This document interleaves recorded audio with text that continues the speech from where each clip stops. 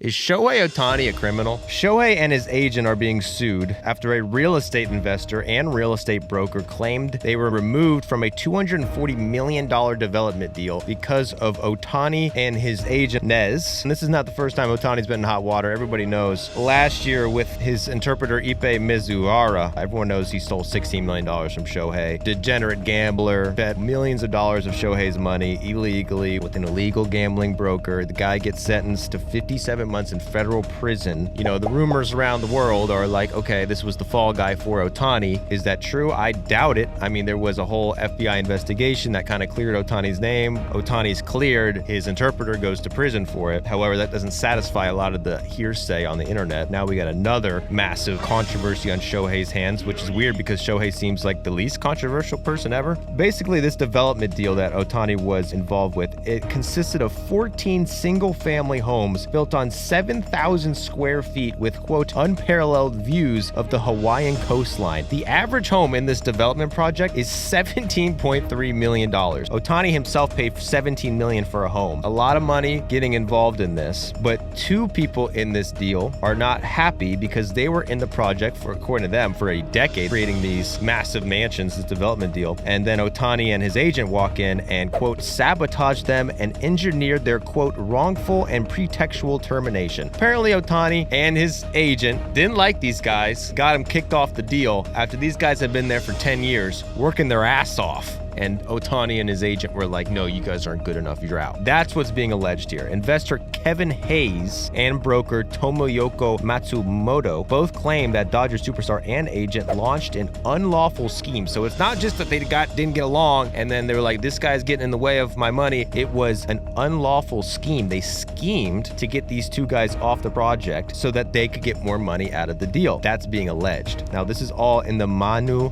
Kia Resort. According to this other guy, familiar with the defendant's side, they kept anonymous, but this is through The Athletic, I believe. This is a very standard business dispute. It's sad that someone would unfairly attack innocent parties as a way of distracting from their own bad behavior. They're making it sound like Nez and Ohtani had very good reason to kick these two people off of the deal. They were doing things they shouldn't have been doing, so Nez said, you know what? These guys, they can't get involved. If you want Shohei involved, these guys can't be involved. So that's why they got fired. The investing firm admitted that the reason these guys got fired was because of Baleo. He wanted these guys off the project. That, according to this, is confirmed. Now, was it done solely to make more money or was it done because they deserved it? I believe that there was some issues with the way that Ohtani was being promoted in the deal, right? Part of the reason why they partnered with Ohtani is he paid the full like $17 million for his home, but there was like a partnership where they would be able to use him to promote the estates. So they want to build these huge houses in Hawaii,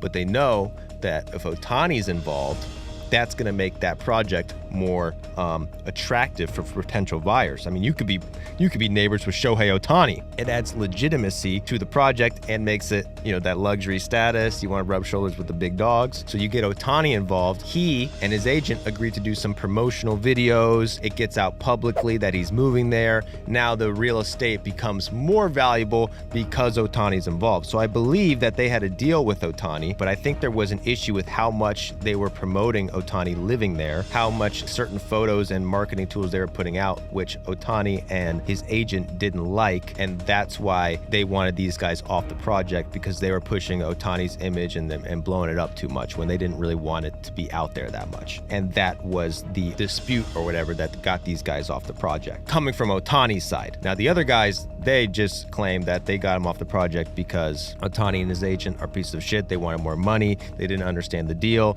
They turned back on the deal. It was all agreed upon that they were going to be in promotional stuff. And then once they were, they got mad about it, even though they agreed to it. Now they kicked them out, cost them millions of dollars. That isn't good business. Now Ohtani and his agent are being sued for $240 million. My thinking on this, is Ohtani a criminal? You know, it does seem a little weird. This guy, Ohtani's got $700 million contract. He's got more money than they ever want or need. Ohtani doesn't seem like a guy who really even wants money that much. Like, we know how much money he gave up to come to America in the first place, right? So, like, why do you want to, like, get yourself involved in this promotional thing for marketing to get a better deal on the real estate when you have all this money? And Ohtani seems like the most private guy ever. So do you want your address getting out and everyone knowing you live on this one piece piece of Hawaii, it seems like a stupid thing to agree to. Ohtani this offseason, fucking coming off a World Series, short offseason, coming off Tommy John, getting ready to pitch again, coming off another shoulder injury. That's 2 rehabs in one offseason. He's preparing to hit and pitch in the same season. Like, the amount of shit this guy has on his plate in baseball, we know how fucking autistic this guy's about baseball. It's 24/7 he's doing baseball. Not only that, his wife's pregnant. He's got a wife now, all of a sudden. That's pretty new. All of that's on his plate. I don't think this real estate deal in Hawaii was the first thing on his radar. My takeaway from this is that, like, if anyone did anything wrong, it would be Ohtani's people who agreed to the wrong terms and were mad about it later, and not Ohtani's fault. Also, you probably assume that these guys know Ohtani's worth $700 million. They know if they sue him, he's going to want to settle out of court. You're off the deal. I mean, it's a pretty easy lawsuit. Granted, a lot of people are going to see that and say, well, that's exactly what you told us last time when he was involved with the international gambling scheme. All right, the whole thing got dropped on his interpreter and Ohtani knew nothing about it. We don't believe it. Where there's smoke, there's fire. Seeing people on Twitter tweet stuff like Miles Brown, who said Shohei Ohtani is an amazing case study. Imagine the diabolical things Michael Jordan would get into if he could pretend he didn't speak English. Or Frankie Too Loud. Been saying it about Ohtani. There are many skeletons in this man's closet. This is one's from Barry on here. FBI agents. All right, Shohei, did you do it? Shohei Ohtani hits 400-foot home run. FBI agents. He's innocent. About Alexander. Shohei Ohtani, after gambling millions on his games and threatening and coercing business partners to destroy housing projects while getting his agent and translator to take the fall and spend years in jail. But it's okay because he's a cute small bean with a cute dog. So the narrative that Ohtani really is deep down a bad person who's scheming, it's getting to an all-time high.